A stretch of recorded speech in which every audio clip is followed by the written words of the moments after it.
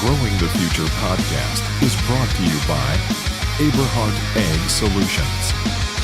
Join us as we talk to top entrepreneurs about their methods of obtaining success in their endeavors. And now, your host, Dan Aberhart. So, Terry, my little brother Terry, our first episode of our rebooted podcast, Growing the Future. Welcome, how are you? I'm good. I'm very excited about doing the podcast and what we're going to be doing here. So looking forward to it. And so just so we break the fourth wall here and let our audience know where you are. You're in Langeberg right now, and I'm in our offices in Brandon with our marketing person here, Alyssa, which I'll get to. But you're in Langeberg at the farm this morning. You bet. Yeah, we're just sitting out here. It's a wonderful January day, not as cold as it's been. And yeah, our farm's kind of located along the Manitoba-Saskatchewan border, so kind of the best of both worlds. But we're not quite in Manitoba, and just sitting in my office, which is usually where you'll find me when I'm, in the wintertime, especially when I'm at home and I'm not running around in the field. So. Perfect. Well, maybe Alyssa, we can give a little video shot there of what the office looks like at the farm. Now, Terry, is that the hairstyle for like doing the pod? Is that your podcast look, or is that your snowboarding look, or is that your farming look? This was probably one of my my biggest stresses this morning preparing for the podcast is what to do with my hair, because I haven't had a haircut for probably like 5 months. It's kind of the way things go. The haircuts for me usually get neglected, and so I'm actually looking at growing my hair longer, but I don't really know what to do with it. Let it just go like free form, which is kind of the way it is. So it's the new look for me. We should take our fashion cues from Elston, really. If you look at that mane, it's pretty impressive. It leaves an impression. Yes. I'm not sure if this is leaving the same kind of impression or not, but we'll see what the response is. Perfect. So just to give a bit of a background on what we're doing here today, this is going to be season 1, episode 1 of our rebooted podcast. And also with us today is Alyssa Bowles. So Alyssa has just joined Aberhart Ag Solutions in the marketing division to help with all kinds of things. She's recently graduated ACC. Alyssa, do you just want to tell us a little bit about yourself there? You might have to unmute yourself. Just tell us a little bit about yourself. Yeah, I have it. If I press space, I can talk. So then press space and then talk. That sounds perfect. Yeah, all I got to do. So I just joined the Aberhart team. I'm here for a little ride along on the podcast. So anytime that Dan needs any research or marketing help, then I'm just going to be here, ready to go. Perfect. You're going to be like my Robin to my Howard Stern. So less all the inappropriate antics, unfortunately. Yeah. It's a family show. Now, just to talk about that, before we get into you, Terry, and your business and all that good stuff that I'm really excited to talk about from a entrepreneurship point of view, just to talk about the podcast briefly. This is a reboot. We have worked on this in the past. It was really interesting with this Sask Young Ag conference yesterday. And I realized that I was talking about this podcast and we were kind of launching it last January. But really what happened is we just didn't quite get it rolling, and we had sort of been doing it during our dealer webinars and stuff. And now with Alyssa on board, I'm really confident that we can kind of separate it out, focus on it a bit, have its own legs, so to speak. And I'm really excited about producing a monthly podcast in this format. We've already got a whole bunch of great guests that have signed up, verbally to be part of this. And I'm looking at bringing this podcast into a space, just reading Blue Ocean Strategy, Joe Dale's recommended to me, and it's just blowing my mind. But I think there's a great opportunity, and I saw it yesterday at the Sask Young Ag presentation that I did on entrepreneurship. There's such a hunger for understanding entrepreneurship within agriculture. That's where I think we're going to focus.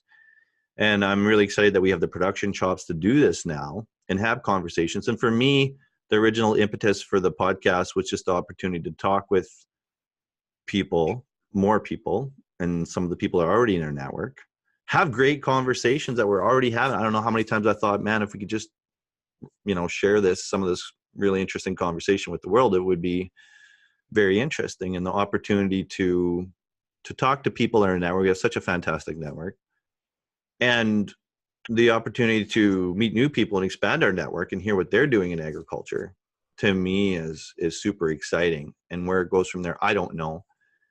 But I'd love to hear from you, Terry. So Terry, you're going to be involved at times as a co-host, at times as a host. For you, what is it that you're excited about or attracted to about doing this podcast? Yeah, I think it's similar things. I mean, I think just that whole growing the future theme, right? And I mean, that's really the themes that we originally built the farm focused around, as, and that's about, just moving forward and adapting innovation and creating sustainability, leaving the business in a better place for the next generation. And I think with Aberhart Ag, that's kind of one of the philosophies that you've had going out to the ag community, is to help bring new products and innovation to help people grow their business and move forward. And so I think this is what we're excited, and I'm excited about the podcast, is just this theme of, hey, there's a lot of amazingly passionate people out there, and we're really passionate about what we do.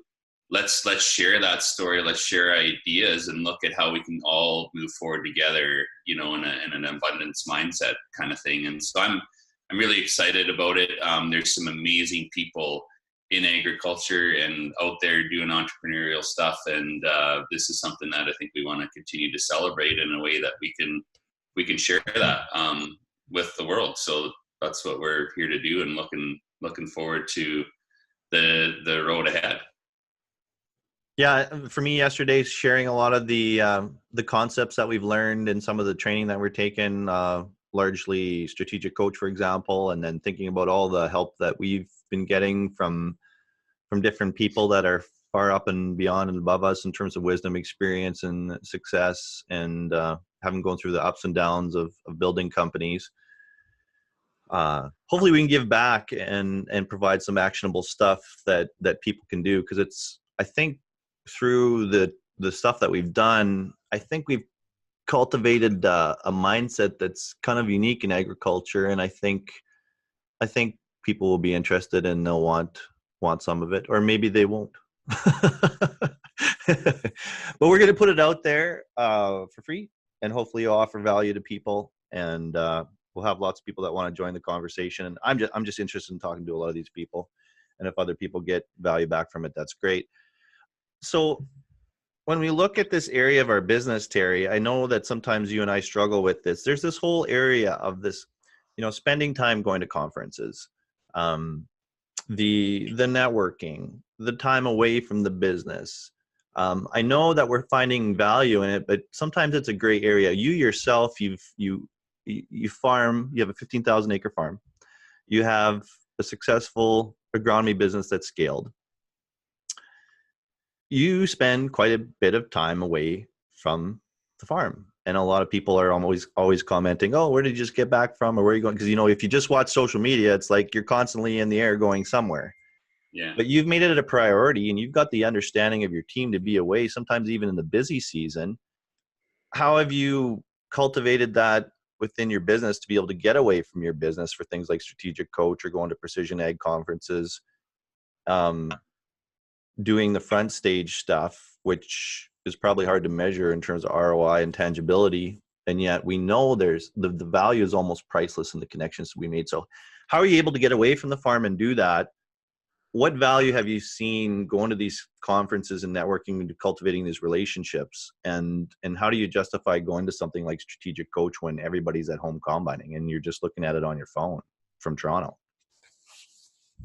Yeah, so good question. I mean, when you first started talking, I just realized I should be taking more selfies of me walking across my yard to go to work, so people know that I actually go to work sometimes once in a while. But in all seriousness, I mean, I think it's kind of a bit of an evolution. And I mean, when people ask that question, I always think of, you know, a common saying that people talk about is, if you want to get something done, give it to a busy person, right? And so I think that, you know, by having a lot of things on the go, you're really forced to think about how do you do things in a most efficient way, and you're forced to prioritize what's really providing you the most value. And I think that struggle of, you know, what to spend your time with in the winter, like what drives me crazy is when non-ag people say, like, what do you do all winter farming? And I usually say, well, I sleep in till 10 and then I start watching soaps for a couple hours, and then, you know, I might look at the markets and then probably go back to bed or something, joking. But a lot of times I feel like the winter time is almost more things on the go and more stressful to decide what do you do and what do you not do. Because when it comes to the summertime and operating, you just execute, you know, you put the seed in the ground, you spray the crop, you take the crop off, right? And so I think that, you know, it depends who you are. And I get a lot of value. I like to learn. That's one of my Cliff Finder strengths, right? I like to learn.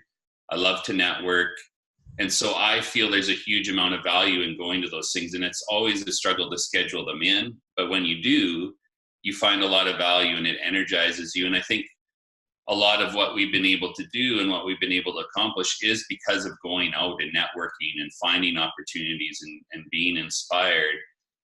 But you also have to have a team that's behind you and supporting you and getting the things that, you know, you need to get done at home. And so I think tying things like strategic coaching, I mean, you had to make that commitment to go. But once we started going there, I think it really helps clarify some of the things that maybe you were already doing, but you didn't understand the value, right? And one of the things with strategic coaches, you know, is building the right team around you to allow you to go out and do your unique ability. And that's what provides most value to the business. So one of the things that I really enjoy is doing that. I actually don't really enjoy being away from home. I would much rather be at home. I would much rather be at home with my family, but I also do really enjoy that aspect of networking. And I also really just, you know, get a lot of value of that, and it opens a lot of doors. So the boys are so we're always weighing like what we're doing in Aberhart Ag Solutions on the front stage and how that's going to translate back actually into sort of dollars in our pocket. For you guys on the farm, it's maybe even harder to quantify given the nature of your business. But like, what are some specific examples of value that you could quantify back to the farm, whether it's going to a precision ag conference like you just spoke at Trimble Dimensions, or going to Toronto and strategic coach? Yeah, so I think the conferences provides two areas of value, or two or three. One is the learning aspect of it. So going and just being able to learn new things and be exposed to different ideas. Sorry, we should probably restart that because I realize I got the radio guys going on here. Can you turn the radio off? I can't. Just give me a second. I can see if I can start this up. I think this is the reality portion of the show, is like you're trying to have a conversation about how you bring so much value to the business, and then the guys who are actually doing the work are talking over you, and you're like, no. Yeah, that's one thing. You know, I actually haven't figured out how to, like, you can turn the volume down, but I don't know how to unplug it because it's like hardwired into the wall, and it's like this phone radio thing. So anyways, I'll have to look. So basically, like, one of the top precision guys in agriculture doesn't know how to work the CB. Yeah, I can't turn it off. So anyways, I'll kind of restart the response to that. So it'll probably provide some kind of entertainment there. Got a lot of things figured out, but not that one yet. But and it's kind of ironic because, you know, this time of the year there's usually very little radio chat going on, but this is just the time that seems to be critically important to have some radio chat going on. But anyways, getting back to just conferences and sending yourself to this training and things like this, I think, one of the things is just what you learn there and exposing yourself to new opportunities and new idea and just learning. The other one is the networking, right? It's just who you surround yourself and who you have within your inner circle and network is huge. And there's so much value in that. And then the third thing is just the brand and promoting your business and yourself, and whether that's through speaking or just being there and engaging and joining in conversations, that kind of stuff. It's really hard to measure the immediate impact, but the overall impact to your business and what you're doing, whether it's your mindset and how you come back. A lot of times it's really easy to get bogged down in the day-to-day of your business. And I'm sure you feel the same way, Dan, when you do go to things like Saskatchewan Ag and you hear some other really inspiring speakers, and maybe you're speaking there as well, but you come back full of energy, full of ideas. You're not even sure maybe where to start. And that's really exciting. And things like Strategic Coach specifically is a real specific training, coaching program. And that was something that I was always interested in, but never really had the tenacity or the courage to maybe start it, because it costs a bit of money. You got to be away. And yeah, what do people, maybe especially in agriculture at the farm, think about something like that, or do they understand it? Because I really find some of those things, if you don't actually go to them yourself, it's really hard to understand the value. But once you go there and you start using the tools, learning what you learn, and building another peer network of really passionate entrepreneurs in all kinds of different businesses, there's just so much value there. And eventually what we've started to see bleed down into our team is that our team starts seeing things and what we're doing in the business, how we're planning, even how we're communicating and interacting with individuals on our team. And so I think that with a lot of those things, you just have to make that commitment. And one of the things that I've tried to learn to do is just, if I decide I'm going to do something or commit to it, I just do it and I put it in the calendar. And I used to have this mindset is like, well, if I get this done or we get caught up, or if we have enough time, we'll go on the holiday or we'll go to this conference. And that was really stressful, because you're always in this conflict area all the time of whether you go or whether you don't. And it's a lot of stress, and even it's last minute stuff. But now most of the time I try to filter that out and say, okay, I'm going to go to this. It's worth going, and I'm just going to do it. And the commitment's in the calendar, and you work around that. And I think that's with a lot of things, even with balancing the workload, right? Like you commit to the things that are really important, and you're forced to figure out a way to get everything else done, whether you don't do it or you delegate it or you find somebody else in your team to help you with it, or however you do, you just somehow it all gets done. And what doesn't get done probably isn't critically important and didn't really matter. Well, the interesting thing that you commented about was after you went to Strategic Coach, it took a little bit, but once the tools and the way that you were approaching the business permeated throughout your team, they were actually grateful that you're going away 4 times a year to get your mind and your intentions straight and build a team in such a way that was really empowering, and people were appreciative that you were leaving, sometimes even during the busy seasons, because they saw the positive results throughout the whole company and working there, right? Yeah, I think so. They may just be grateful when I'm gone, period. I don't or maybe they're just, telling you what you want to hear. Yeah. No, I think, that's part of the exercise with Strategic Coaches is to learn, if you build a business that really relies on you solely and only, really you don't have a business, you have a job. And so part of that exercise with Strategic Coach is to go away, even maybe in critical times or busy times, whether it's a day or two, and it forces you to have the communication and the structure in your business so it can keep operating. And as much as I love what we do, and I play an important role in the business, my ultimate goal is to build a business that can that can continue on no matter who's here, what happens to any one individual, right? It's a team, and it's just like, you're a good NHL team or football team, we all got to work together, and there is critical players that are really valuable, but a really good team can overcome when somebody's missing or not there. And so that's really, what we want to try to build. And I think you're doing a lot of these things. Most entrepreneurs are either doing a lot of these things and they don't really know it or aren't really specific about it, or they have challenges making decisions or managing some of this stuff. And strategic coaches provide you with these tools and concepts to just, all of a sudden it seems so much simpler and clear. And like, yeah, this makes a lot more sense, and it helps you have a lot more clarity with your team, and maybe in a lot of ways actually respect the team that you have around you more, because you realize how valuable the right people are to help you get to where you want to go.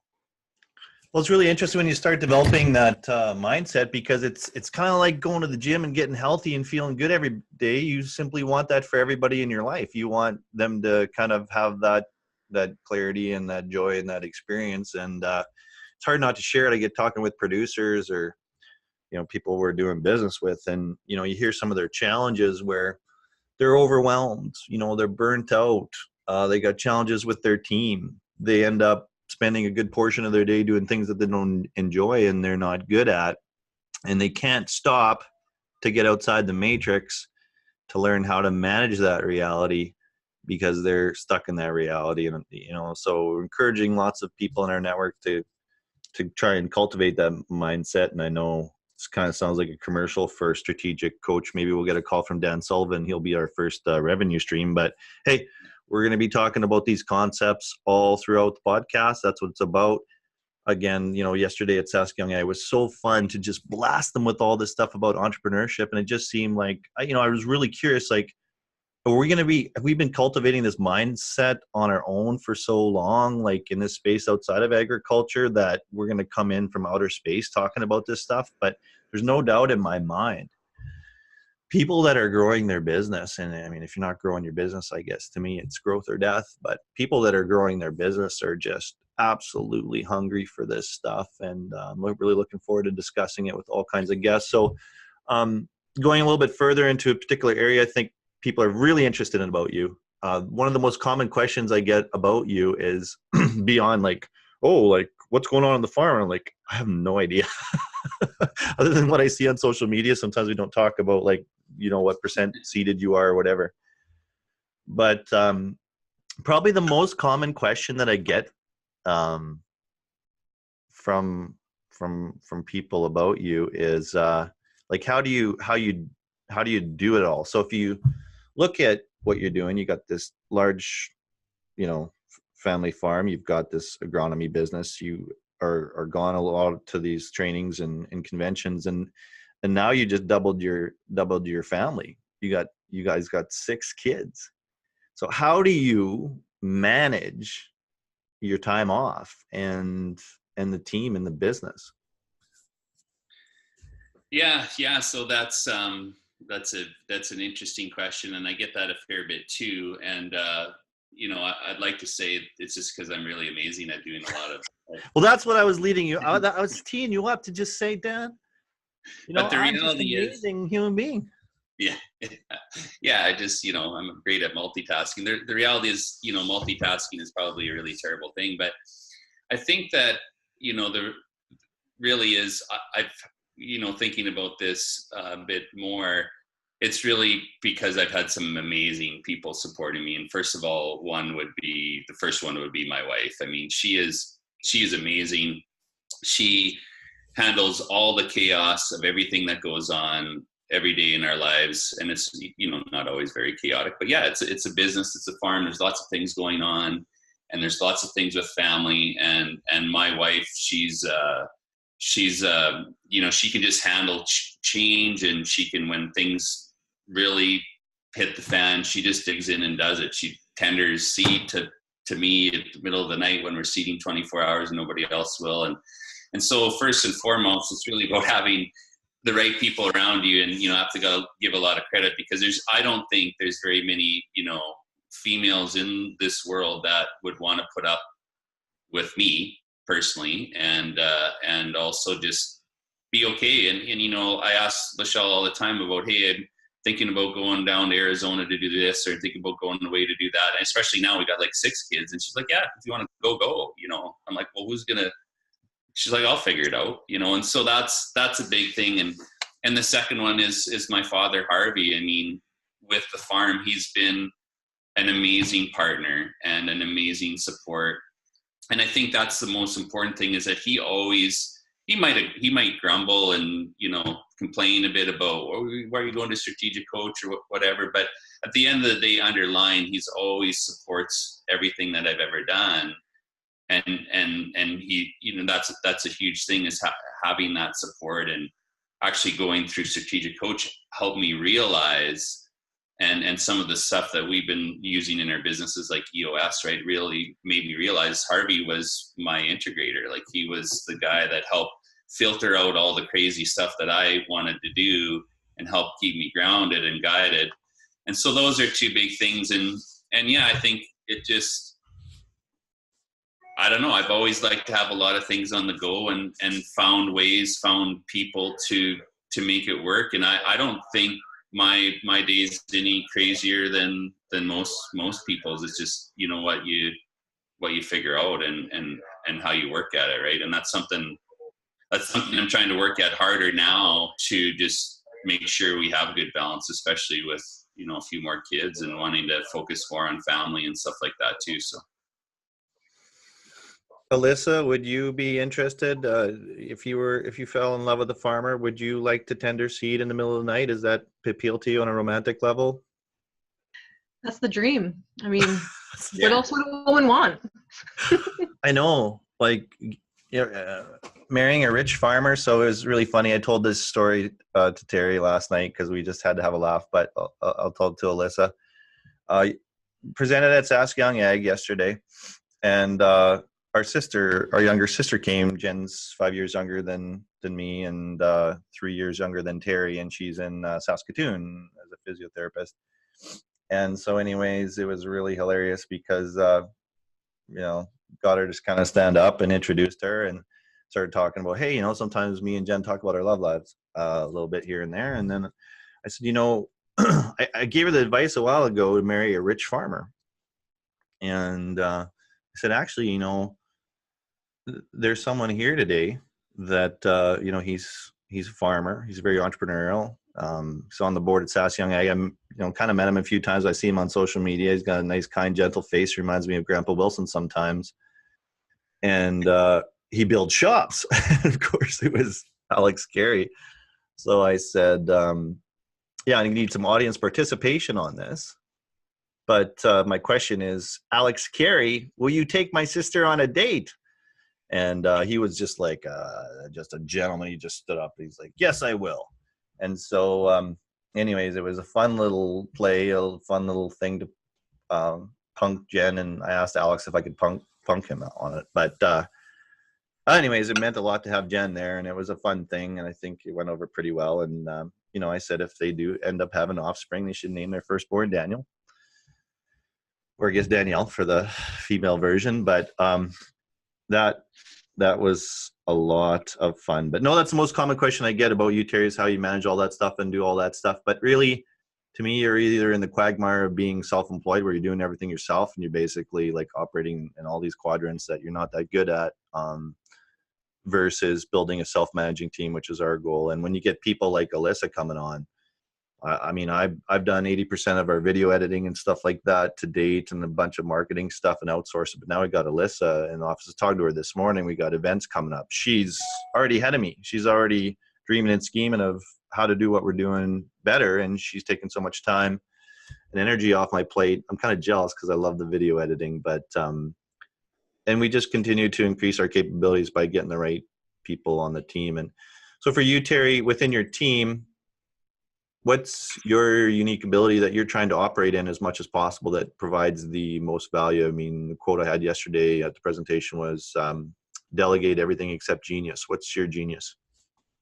So I think, what my unique ability is just, I always like to look ahead. I like to, I want to do what we need to do now to be successful and deal with the immediate, but I'm also always just thinking 2-3 years, 4 or 5 years ahead. And so I think one of the things that I'm really good at is just looking at that landscape, looking at what we can do to bring different tools or innovation in, and just kind of connecting all those dots, and then finding the right people, kind of creating that vision of what needs to be done, finding the right people to do it, and then inspiring us to move forward and do it. And so those are the things, the innovations, whether it's the precision ag stuff that we've done, or starting new businesses like Aberhart Ag, or whatever it may be. Those are just the things that I love to do, and that I really try to focus on. And I think this is, another concept maybe we'll talk about out of strategic coach, but that unique ability. I think the reality is, once your team starts to understand, that's something that we've worked on with our team. You realize, I think people get so bogged down in trying to do everything because they feel like they need to, right? And it was the same, like when we first started farming, Lichelle, typically the farm wife, does the books and stuff. Well, she's terrible at that. She doesn't like it. She doesn't enjoy it. She'd rather drive the tractor or drive the semi or work in the garden. And so we kind of identified that. We didn't really fully understand it, but we just knew that probably our marriage wasn't going to survive if that was going to be her role in the business for either of us. And we found somebody else that's really good at it and can do a great job. It's not something I'm really passionate about either. But I think it also comes back to this other underlying theme, which connects to the discussion that we were having before, that I was thinking about a lot, and I kind of wanted to share. I mean, a couple of years ago, I can't remember her name, but you remember the girl and the guy on TV all the time, like Body Break, they ran around. Oh, yeah. And then the big mystery was, are they married? Yeah, like you didn't know, right? Oh, what's their name? Alyssa, look them up Hal there. Jansen and Joanne McLeod. What was the first guy's name? Hal Jansen. Hal Jansen? Joanne McLeod. How do you know this better than us? You're just smart. I have a brain for music and commercials. Like, I can't remember what I did last week, but if you ask me about a commercial from the 90s, I got you. Really? Well, now I'm trying to think of a commercial from the 90s. That's some old school stuff. I just always remember. Can you Google and see what happened to them, Melissa? Running around. I saw them on The Amazing Race season 1. I know that they did that, but I'm not sure what they're doing the now. Stars. Oh, so, that'd be funny. Anyways, getting back to the point, she spoke at this conference I was at, and the theme was about, like, why do we go around always talking about, when you talk to anybody, like, how's it going? Oh, it's been like crazy busy. It's been stupid busy. It's been super busy. And it just really kind of struck me. And at the same time, we're kind of learning these things from Coach and doing what we're doing. And I think this is actually, a negative part of a piece of, like, our culture in agriculture and farming. And I mean, we come from this core of really, really hard work ethic, long hours. And I think that part, like, that's great. But what happens too is it gets to the point where it's almost, you hear people almost bragging about, well, yeah, I ran the drill like 24 hours without sleeping, or I went 30 hours without sleeping, or I'm doing all this crazy stuff. And it's almost like that's how we measure the value of somebody's worth, is how stupidly hard you can work. And I think that's something that's been ingrained into our culture a little bit. And it's actually not a positive thing at all. And it's not safe. It's not healthy. It's not good for your mental health. And so I've been consciously trying to say, when we talk and stuff, like, how's it going? Not like, oh, it's been crazy busy this week. I haven't found time for anything. But to get out of that mindset, right? You sounded like that last night. Yeah. You were like, you had trouble forming sentences. And I know I'm like that in the evening. We talked about sometimes when we get going on business at night, it's not always productive because it just, like, we're done. And sometimes at Friday at 4:00, I can't even send out the simplest email because I just don't have the decision making. Like, that switch is like all gummed up. So I think, with that, like, I mean, a lot of times, people, and, maybe, I don't know if Alyssa's in that boat or not, but, I always hear people get ranting about millennials and they don't like to work and da da da da. I love young people. I love Graham and Alyssa and the company have been amazing. I don't know. And I don't really look at it that way. I mean, I think that when people, whether you're old or young or whatever demographic you are in,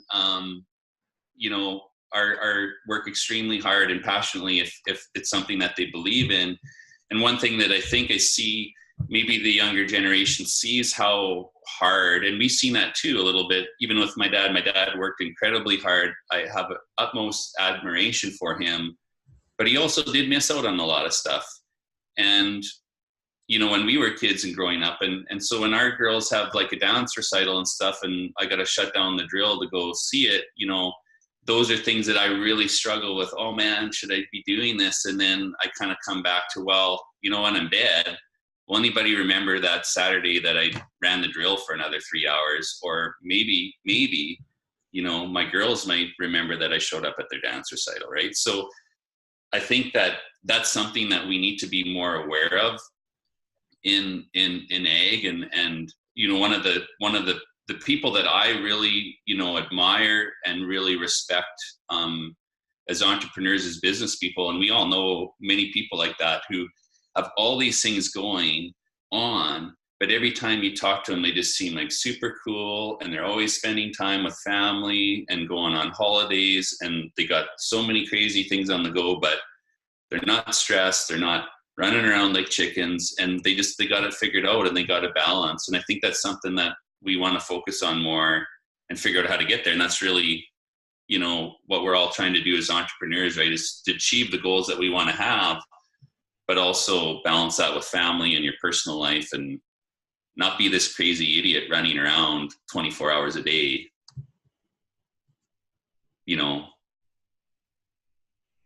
under a huge amount of stress. I get it. Yeah. And on that point with Dad, it's really interesting. I think it's important to recognize people's love language, because sometimes they give a lot, like I know Dad always does, but it's like quality time. I don't know if that's his love language. It's more maybe acts of service, because, usually I recognize, hey, Dad's really showing his love by, bailing me out or helping you with something. Like, he's worked so hard to give us this platform to succeed on, but he wasn't, I was never a big athletic guy or whatever. The music side, he really helped encourage.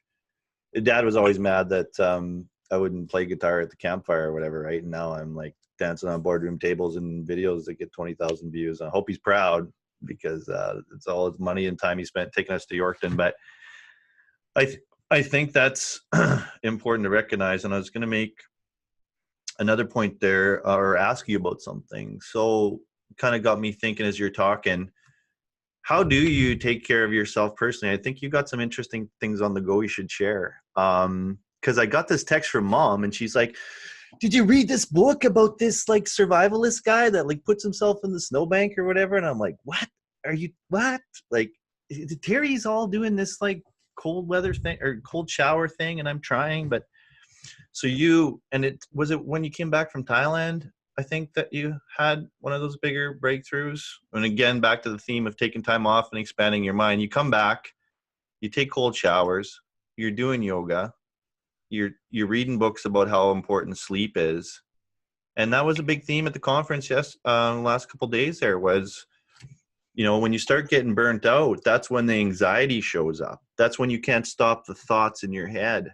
That's when you're shaking up the snow globe and all the thoughts are making the fog of war, and you can't make any decisions. You can't sleep. It's cumulative, and then anxiety leads to depression, and it's really hard on a guy. So what are you doing there for self-care? I think you got some interesting things on the go. Yeah. So this is good question. So a little bit of background there. Quite a few years ago, or maybe 4 years ago, I had the opportunity to go on a food study tour with the Canadian Food Grains Bank to Ethiopia, right? And so we traveled around for 10 days in Ethiopia. It was one of the biggest life-changing experiences I've ever had. And with that, of course, some of the hotels and places that we stayed at, there wasn't always hot water, right? So you get up at 5 in the morning or 6 in the morning to go on this tour for the day, and you got to have a cold shower, right? It was like a pretty shocking experience. But when you got out of that cold shower, you were just like wired, man. And so then after that, I came back and you know, after being away, that was a big kind of culture shock going there. But it was almost after being embedded, it was just like an amazing experience, amazing people that have nothing but are just so grateful for what they have and family. And you come back. When I came back to Canada, it was long, like 32 hours of flying, and I don't really sleep that well on the plane or at all. And came back home, and it was almost like bigger culture shock to come back to Canada here and realize the abundance of everything we have, like fridge and shelves full of food. And how often do you go into your house and be like, oh, there's nothing to eat, I don't know what to eat, you know, and stuff like that. And just kind of a funny story. First world problems, hashtag first world problems. You know, I was so out of it. I was actually planning to drive home when I got into Regina, like, I don't know, or it was probably 9 p.m, and Lichelle had arranged to come and pick me up, right? And I didn't know that. And I was probably going to try to drive home. I didn't want to stay at the hotel in Regina. It's a 3-hour trip home. And I'm waiting for my bags to get off, and all of a sudden I look over and Lichelle's there, and I'm just like, so out of it. I was just kind of like, oh, like, what are you doing here? Like, you're here to pick somebody up for the ski hill or something? And she's like, well, no, like, I'm here to pick you up. I thought you'd be more excited to see me. And then I was just kind of whatever. So anyway, she brought me home, and I had a really weird experience coming home and just kind of reacclimating into our culture. And of course, that next morning, we've been having trouble with our hot water heater, and there was no hot water. And Lichelle was really, really upset about not having hot water. And of course, me and my wisdom had to share my thoughts about, well, you know, not everybody in the world has the luxury of hot water. Maybe you shouldn't be so worked up about it. That really didn't go over very well, but it also makes you think about like the things that we would freak out about and ruin our day, like the Wi-Fi doesn't work, or you lost your cell phone. You know, it's not like you don't have food to eat or clean water. But anyways, after that, I read an article about the benefits of cold showers, and it talked about, you know, the energy boost, the boost to the immune system, mental clarity, all these different things. And so I just started trying it because it made sense, because that was the experience that I had. So I started doing that about 2 years ago now, and I would just do it for a couple minutes at the end of the shower, turn it to cold, and it's, you know, pretty refreshing and whatnot. And then through this, I'm kind of curious about these things. I stumbled across this Wim Hof guy, which, look him up, like, he's a crazy nut, but he is doing unbelievable things just by breathing and using these cold water techniques. And, you know, ran like a marathon in the desert with no water, you know, climbs up half of Mount Everest in his shorts with nothing else on and sub-zero temperatures for like 16 hours. He's broken Guinness World Book of Records, like sitting in an ice bath for like 2.5 hours without his core temperature dropping, just by learning to control like your breathing and cold acclimation. And it's kind of crazy stuff, but the reality is, the more you research it with like cryotherapy and stuff, there's huge benefits of having cold showers: reduce inflammation, improve circulation, boost your metabolism, it boosts your immunity system. And there's, you know, lots of scientific data on this, and as well as your mental state. And so I've kind of elevated that now in the last little while. And of course, you know, people think I'm crazy when I talk to them about it, but it's actually something I'm kind of a little bit passionate about. But I have a full cold shower every morning wherever I go. And now that I've been so used to it, I actually look forward to that. And if I end up, the other day I was at a hotel where actually it wasn't very cold, and it would kind of turn lukewarm once in a while. And I actually came out of the shower, was like really disappointed. And I could tell I didn't have like the normal charge that I normally do, right? So, I mean, that was one of the things really inspired through, you know, again, strategic coach and that life extender exercise, realizing like, hey, what is the most valuable tool you have at the end of the day is you. And if I want to, and it's kind of ironic how you have to look at that, but the reality is, if I want to be the best person, or you want to be the best person for your family, for your business, and for your team, and all these different things, you have to take care of yourself. And how often do we think about our bodies and our health is that kind of investment, and doing those kind of things. So yeah, every morning now I wake up, I do some of these breathing exercises. I do 15-20 minutes worth of yoga, and then I do my cold shower, and I do that every morning no matter what. I've been doing that for 2 years now. Whether I'm getting on a plane at 4 a.m, I still get up and I do it, and it just starts my day amazing. And there's lots more stuff I probably need to do as I go forward to stay healthy, but it's been really good, and to the point where now I'm trying to share that with people, because I just think it's something that's really impactful. And they think it's a little crazy.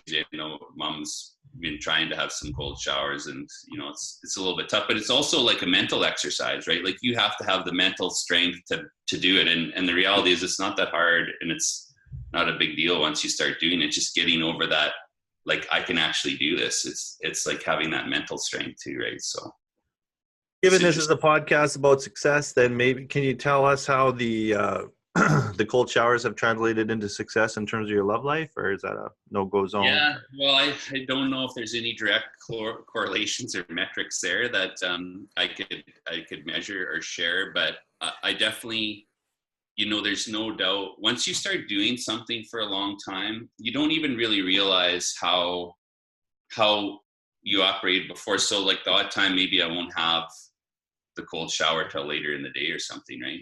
And like I can tell the difference between like my mindset and my energy level and how I feel. It's a big difference.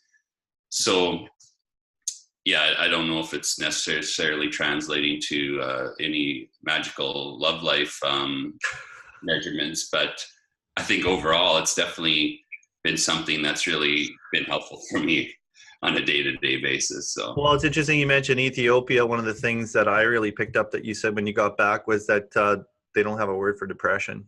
And I think you said it's a function of them just thinking in the moment, being in the moment, is sort of hunter-gatherer's mentality of just getting to the next meal. Yeah, I mean, it's hard to explain without being there, but we had one of the people on our trip that was really had struggled with depression and anxiety, and times where he couldn't even leave the house or answer the phone and things like this. And we have a lot of that in our culture. And I think part of it is also we're just learning about it more, and we're understanding, we're not scared to talk about it. But it was really almost hard to understand that these people that what we look at as, stuff and value have really very little, but they are the in general, the happiest, will give you anything, family and friends and relationships just every morning. Our drivers and the people there just, hey, Terry, how's it going? Like high five, like an amazing day. Like, people were just glad to have what they have. And I think sometimes we get stuck in this culture of like, the more we have, the more we want. And we feel like we got to go on trips and have fancy cars and cool clothes and whatever it is, have all this stuff. But the reality is it doesn't make you happy. Like maybe it makes you happy for that little small moment when you bought it and you're really proud of it, but it's not what brings you core happiness inside. And so, yeah, it's interesting. And really, they do have probably people that are mentally unstable or have mental health issues, but I don't think it's nearly like what we have here. And yeah, they really didn't have a word in their language for depression, which was really interesting when we got into that discussion. So interesting. So we've talked about a lot of sort of soft topics, but just to get into a little bit of the details or semantics of what you guys are doing on the farm there. So watching you on the farm, you've come up with lots of innovations with the collaborations that you've done with different people and companies have actually turned into products and services that are on the market today. I don't know if everybody knows that or if you've been recognized for that, but you were certainly a leader in the precision ag side within Agritrend, and you've done a lot of like formulations and stuff of different things that you've used on your own crops, which have translated to other products in the market. I don't know where to start on that, but did you want to speak to that and some of the innovations you guys are doing right now that we might be interested in? Yeah, I guess, overall, I mean, for us, we look at just what can we do better. And I love technology and innovation. It's exciting. I think you're in the same way, right? Whether it's a new app for tracking your team, or whether it's some kind of drone or self-driving car. I mean, those things are just, I think, really fascinating. And the reality is our world is changing so rapidly. I think in any business, agriculture or otherwise, those that are going to succeed are those that can adapt and change and leverage those things. So that's just something that we've always focused on. And, with the precision ag side of things, we help kind of build some of those programs with working with Agritrend, and the variable rate fungicide was definitely one that Warren Bills, it was kind of actually Warren Bills' idea, brainchild, and he came to me and said, well, hey, can we do this? And I said, yeah, I think we can. And we kind of worked on that program together and did all the farmer research at the farm here. And then, yeah, they took that out now into Bayer, and which is, now kind of evolved into Exarvio, which is with BASF, but they've commercialized that kind of system and product 10 years later, or 8 years later, and, really showed the same results that we did initially. So that was really cool. So are you guys doing variable fungicide right now on the farm? This last year? We've been doing it for probably 8 or 10 years now. Pretty much every time, we probably hardly spray a field of canola without that. So how do you do that then? If somebody's saying, what, variable fungicide? What?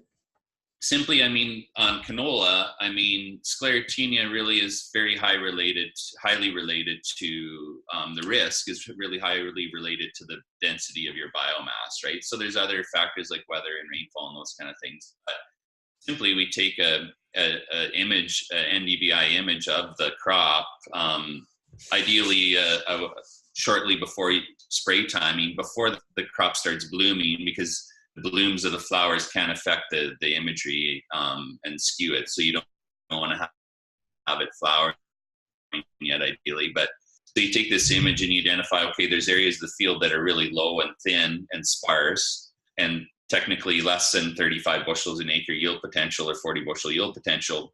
All of our work has shown you get zero response from a fungicide. So you spray $20 worth of fungicide or whatever, you get no return. In the dense areas, the thicker areas of the field, we showed over like 6 years of research, we got a response, a strong economical response, like 5, 6, 10 bushels almost every single year, basically every single year. And so simply we take the image, we do a little ground truthing and scouting, we create an on-off prescription, and most times on average we're spraying 60 to 70% of the field and shutting the product off on the rest of the field. It saves a lot of chemical, it's better for the environment, you get more stuff done in the day. It's just like everything we do in precision ag is about, it's like gambling, it's your odds. You're looking at what can I do to increase my odds of getting a return, and spraying a fungicide on a 20 bushel or 30 bushel yield potential area that's very thin and crappy and drowned out spots is not a good gamble. It's not a good bet. Don't do it. And so it's just, those are the type of things that we're doing. And a lot of it at the end of the day comes down to a very, very simple concept. I think one of the things that I talk about, and we did it originally too, is a lot of times as agronomists and growers, we overcomplicate what we're trying to achieve. And there's, it's not accurate enough and this and that. Well, and that's true to some extent, but I always go with the philosophy that, hey, if we're doing it better than we did yesterday, that's progress. So just do it. It doesn't have to be perfect, but it's better than what we were doing before, right? And so I think a lot of times we get hung up on not doing something that's better because we don't have all the answers or we don't think it's good enough. But the reality is it's a lot better than what we were doing before. Even if there's some inaccuracies in there, it's better than just going out there and whacking the whole field blindly. So I think once you start doing some of those things, like I cringe or just probably won't even do it if we have to go out and spray the entire field at a flat rate. It's just like, oh man, this is it's terrible, you know. So if I'm a customer coming to you and you know, on the agronomy side, and I'm like, okay, give me your elevator pitch on how you're going to manage my fertility and how you manage it on your own farm. What does that look like?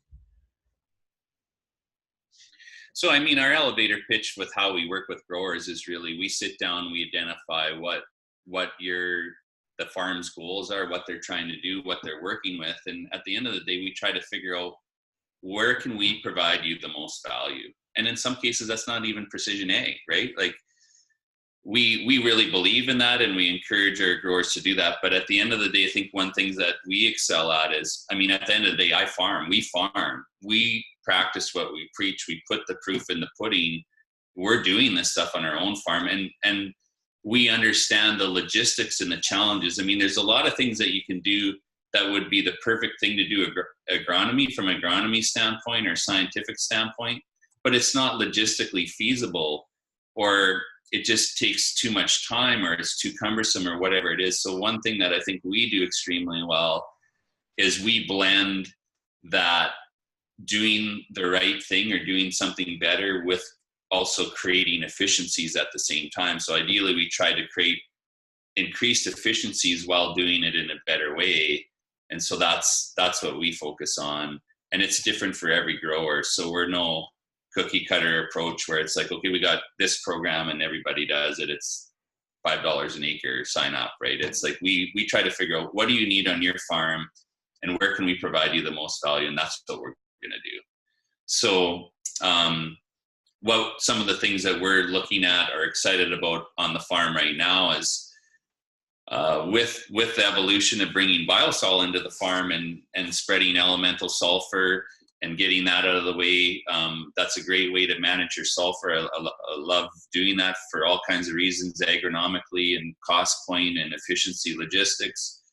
Then we're all growing bigger crops. And one of the things we've seen traveling around is that, you know, we're one of the only places in the world that's trying to put all of our fertilizer down in one pass and creating 1,300 bushel grain bins that we're pulling behind 100-foot drills. And, you know, it's crazy what we're doing, and it's going to probably change fairly quickly. But the reality is we're growing bigger crops, better crops all the time. And even though we're creating more efficiencies at the same time, it still takes more stuff, more fertilizer. And so I think things like spreading is going to become bigger in the future. And we're also as we're trying to grow that bigger crop, trying to space out when those nutrients are fed. So elemental sulfur is essentially releasing all through the year. So you're getting that spacing out by using an elemental sulfur program with sulfur.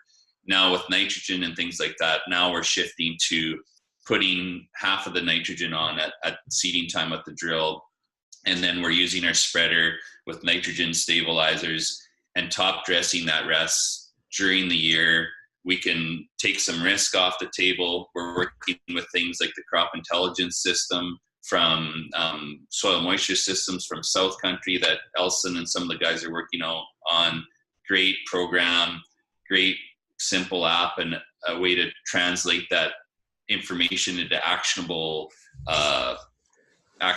instructions, so to speak, for you. And so, you know, you can crank up your nitrogen rates by 10-20% if the yield potential is there, and get some of that extra nutrients. So those are some of the things that we're working with more now, and looking at how to do more real in season kind of sampling. There's some really cool soil sampling processes or techniques that are coming onto the market now that may totally disrupt what's going on with our traditional methods at the moment, which is exciting.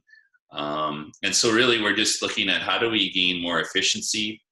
And another thing that's really, I think, going to be big in the next little while is this regenerative ag, the soil health, the microbiology, the biostimulants. This is a new, and it's not new, I shouldn't say it's new, it's been around for a long time, but it's an evolving area of agriculture. And I think it's an area that we really don't understand nearly. Like, there's so much more to learn there. It's one of the areas that hasn't been explored as much. And the reality is it's going to blur the lines between organic and conventional. and there's a lot of cool stuff. And soil health is huge. I read a book a few years ago. It's really fascinating. It's a little bit dry, but really fascinating. It's called Dirt: The History of Civilization. And it talks about that really when we came out of the trees and ran, stopped killing deers with clubs or whatever to feed ourselves. Really, that's when agriculture started. We started growing crops and cultivating the land. Back then, there was no fertilizer, so it was organic production. And what happened with the tillage and those kind of things, soils eroded, production went down really quickly, and then your tribe or your city or your empire had to move on to find more productive land. And this was actually the death of a lot of early civilizations and cultures where they grew so big, they actually they destroyed the soils on the side hills and stuff like that, and eroded the soils to the point where they can no longer sustain their civilization or feed their people. And it takes about 10,000 years to form a soil, a healthy soil, and it can be destroyed in a couple of years. And there's still a lot of destruction of soil going on today, every day, every year. So it's really, really fascinating and interesting. And so I think that's going to be the big North Star in agriculture in the coming years, is just how to maintain that healthy soil and manage it and improve it and ensure we're not eroding one of our most valuable resources. Because if we don't have healthy soil, how can we grow healthy crops? Are you asking me, or is that a rhetorical question? It's a rhetorical question. Yeah. So two things, Alyssa, can you throughout the podcast, as we're making references to different things, can you include that at the end for the listeners and the viewers as sort of a bibliography, or like the book Terry referred to, so they'd have access to that? And then the other thing is, can you do the math on how long it would take an Aberhart to give an elevator pitch? Like how many stories you would need? Like we have to be in Abu Dhabi to get, we need like 211 stories when you get the elevator pitch that's actually 20 minutes long. So that's a gift. I love it. Anyways, I just had to give you a hard time because it's like elevator pitch, and that's like a 20-minute YouTube section on how Sure Growth Technologies provides value to their customers. I love it. So you need a tall skyscraper. What's that? Sorry? There's just so much value. Just so much value. We've got to go up, 211 floors to the very top of Dubai to hear it all. That's really interesting. And I know you guys are looking at different areas of automation too. What's your thoughts on that? Yeah, I think automation is it's just a matter of time, and I think robotics and AI are going to be they're going to change not only agriculture but the world really quickly.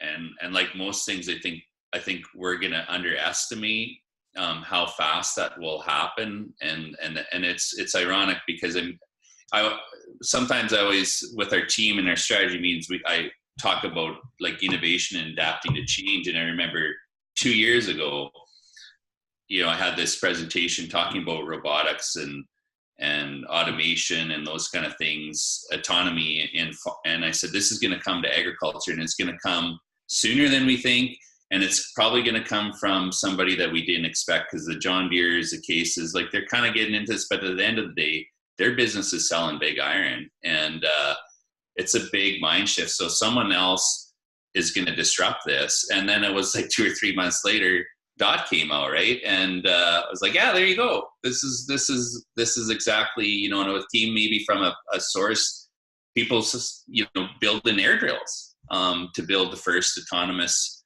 machine in Canada, like in agriculture for broadacre farms. So I think it's exciting, and there'll be a lot of reasons why it won't work, but it'll be much like other technologies like GPS or AutoSteer. Like I remember back in the day, Dan, when we were spraying, right? You were running custom sprays. We bought one of the first like Trimble light bar systems. It was like $20,000 for a little light bar. that I went on know. your vehicle, and you had to steer. Now, like if your auto steer quits and you have to follow the light bar, it's like, God, I don't even know how to. Oh, follow trust this me. thing. I have customers call when I was selling iron, and they'd be like, "The auto steer's not working." Like I can't. Be like, well, can you move the round thing in the front and kind of line it up with the trees on the end row? I mean, you don't want to be crass about it, but yeah, it became a requirement. And was it you I was talking about with this last night, or no, Rob Stone? We were joking about our resistance as old guys to new technology, and the analogy we made was, yeah, I'll never text. I don't want to text. I'll never do business by texting. Why would I want to text? You know, I'm not going to sit there in T9. I'll just call the person. And now it's become, in the pantheon of communication, it's just so critical. I mean, now instead of calling someone, you text them and say, are you going to be free this afternoon? It's actually really non-intrusive. And sometimes you can pick up a conversation a day later or have a record of what the price is. I mean, you can't resist it. I never wanted to give anybody a dollar's difference on a piece of iron over text. Now I assume every iron salesman is doing it quite commonly. I mean, I like to see a person's body language when I tell them it's going to be $200,000 difference. Yeah. And I don't even know what you get for $200,000 difference anymore.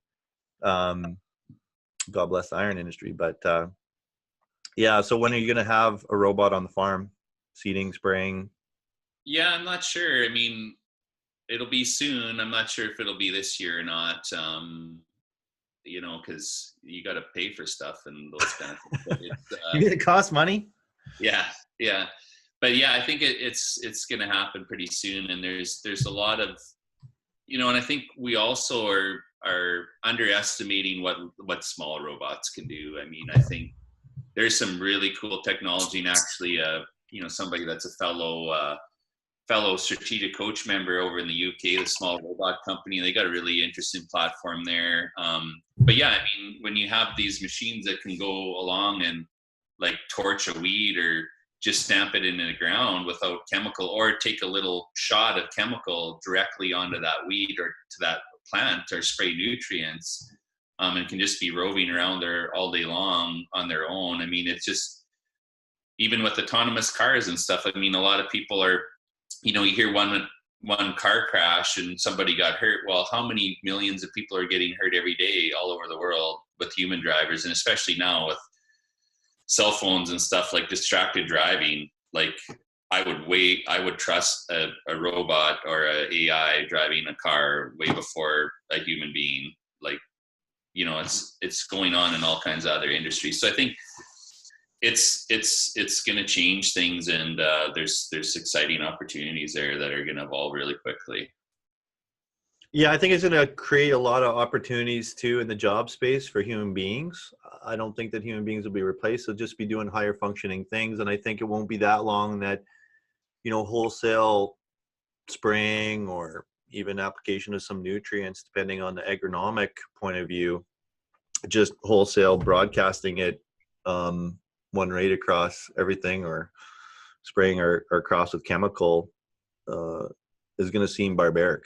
Not too long from now, it's going to be a thing where, you know, we'll be eliminating anything that's not the target crop through extremely low cost, low environmental impact methods that just make so much sense. I mean, it's really, I think they almost have that now where it can identify plants that aren't the target and turn on the nozzles on them. I think right now on the booms, don't they? Yeah, there is. And like, this is actually one of the cool things that Xarvio is working on too. They were working on recognition of weeds with your phone on an app, right? And, you know, when they first started developing, I was actually, Warren Bills and I were chatting about this other night, and, you know, even he had some reservations of how well that would work, but it's really, the AI is really improved, and it can really identify almost any weed really quickly just with their phone. And now they're taking that same technology to put it on a little camera in front of your spray nozzle, and it'll know whether to turn on or turn off or put a different chemical on as you're going across the field, across your whole boom in real time. Like, this is the end goal, which isn't that far away. So some of these things almost go from within a year or two, from a bit of a concept and idea, can you even do it, to like, wow, if you can do what they want to do with it, that's that's pretty mind-blowing, right? And this stuff is happening so rapidly. So I think all that stuff is really cool. Yeah, I do too. I'm so excited about it. I remember sitting at customers' tables selling iron, and one of my favorite topics was just getting on Dan-splaining about robots and stuff, and they were just like, oh, and now it's, I mean, part of my challenge is with one of my strengths finders being futurist. I mean, I'm always 10 years ahead of when anybody can actually do anything and make any money in it. It's very painful. Just like in 2005, we were very much on the broadcasting of nutrients train with the spin spreader that came out on the 4920. But I am so stoked for so many things that are coming to the market. And I mean, I think we really want to be a part of that, both from the point of view of testing them out on the farm, vetting them. I mean, you're in this futurist mindset already, execution wise on the farm. And then how can we translate that into bringing it to market for our folks in our network that we're doing business with on the dealer side, and we're providing value to customers. And I never want this show to be some sort of plug or, for any of our businesses. That being said, I hope you buy our stuff. To all the audience out there, please buy our products, because I need to pay my rent. But I'm just curious. I want to know for myself, very pointedly, like, you've watched the evolution of Aberhart Ag from 0 to 60, starting in 2015. When we started this, we were thinking of other jobs that I could do to supplement my income, because we didn't even know if it would be a company or sell anything. I mean, remember, I was talking about working part-time in this area or that area, and I was going to be an equipment consultant for the farm. That quickly dissolved in the first deal. I did not have a fit. That's an interesting story in itself, because Dad has a love of iron, and just, you don't want to get involved, but you just want to let him get what he wants to get. But Aberhart Ag, if you just want to talk about the journey a little bit from your point of view, and then where you think it's going. We're launching a new sort of hashtag and theme this year, hashtag farmers fixing the world's problems. Just talk about that journey, where you think it's going, and what you're excited about most in Aberhart Ag. I'm curious myself. Yeah, so I mean, I think, when we first got this going, I mean, the start of it was Neil Weens driving out to Aberhart Farms with his minivan and bringing a bag of BioSul up to the boardroom with Harvey and I, right? And I knew some of the guys, Matt and Nelson, working with it out in Alberta, and raving about it to me. And so we were just going to start working with it on the farm and maybe spread a bit for the neighbors and stuff, but kind of realized that they wanted to have a bit of a marketing arm. And, at that time we were looking for new adventures. So we went out there and we started the business, and we thought, yeah, maybe if you could earn a decent wage and there's a little bit extra there, that would be pretty cool. And quickly things kind of, exploded in a major way. And at the same time, there's been a lot of evolution on the manufacturing side as they grew and took on partners and got bought by other partners and things like that. And so it's been a real interesting journey. I think the coolest part of it all is there's been a whole lot of challenge, as there is in any startup in business, and there's a whole lot of learning. I've learned an incredible amount. I think that's the best way people learn, is going through challenges and figuring out how to turn those into opportunities. And the network that we've built and connected with, there's some amazing people that we get to work with. And that's one thing I know you really enjoy and I enjoy, but just the people that you get to work with, the passion that they have, they're all entrepreneurial and looking to move forward. And that's been awesome.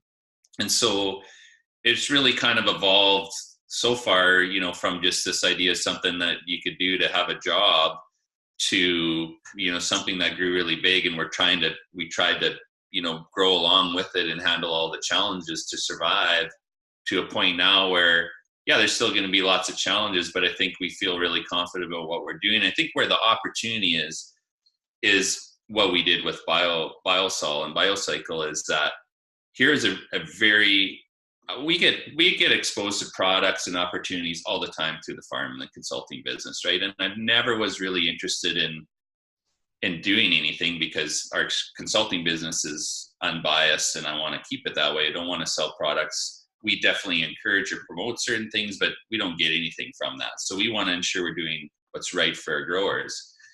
But this product was very unique, and the story behind it and what we want to do with agriculture and do things better and recycle things and more sustainable and all those kind of things. It just like, this is something we probably should get involved with. And it's a different animal. It's not a traditional product, and it needs education, and it needs coaching and understanding, and it needed a new channel to the market. And what I'm excited about in agriculture, I actually thought retail was going to die in the future 5 years ago, because I thought as farmers get larger, we can go direct. You know, we can order Super Bees urea to the yard. We got our own agronomists or coaching or people inside. You don't need to rely on that as much. And it's going to just be more transaction. But what I see, and I see this evolving not only in agriculture, but in all industries, is there's becoming two channels. There's one channel that is just a commodity. So you want a toothbrush, you go on Amazon, you order a toothbrush, who cares, right? It's just a commodity. You want it simple, you want it easy. But then there's this other leg where it takes more coaching, it takes more understanding, there needs to be a relationship. And I actually was surprised about how many awesome kind of unique boutique specialized retails out there working with 2 or 3 products that have a great relationship with their farmers. And so I think people in the world now are actually searching out that relationship again, because a lot of things that they can do are just transactional. You know, you're not going into the local Sonny's clothing store to buy your boots and your shoes and your whatever, know the guy. So people are coming back to these people that have passion, a local knowledge, understand these products. And I think with the things changing in agriculture, especially with new products and innovations, there's going to be so much stuff that's coming out in the near future that is actually transformational or disruptive to the current market. So if you see a nitrogen efficiency tool that reduces your need for nitrogen by 50%, you know, is Yara or whoever really going to want to support that when they're in the business of, you know, selling nitrogen? I don't know. So I think there's an opportunity to bring some of these products to market, much like BioSul seemed like a bit of a threat to, you know, maybe some of the bigger box stores, so to speak, but they also don't know how to handle it or deal with it, right? So I think that's what I'm excited about with Aberhart Ag, is this opportunity to bring things that farmers need and want, but aren't going to be able to come through a traditional channel because they just won't want to work with it, or they won't want it to come to market because it jeopardizes the traditional business that they're in. Absolutely.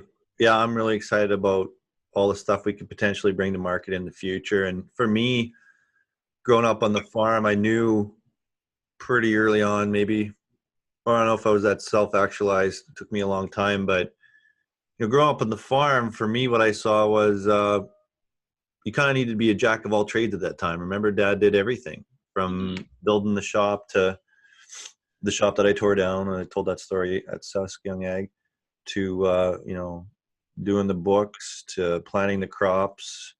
We had every kind of livestock under the sun growing up. I mean, we had dairy till I was 5. We had every domesticated animal you could possibly have on the farm. You know, we grew all these different crops, 1,500 acres. And throughout all that, Dad worked off the farm. So when I was growing up, things weren't that scaled on the farm to see that I would have anywhere for my unique ability to fit at all, because I was terrible at all that stuff, mechanics and fixing, building.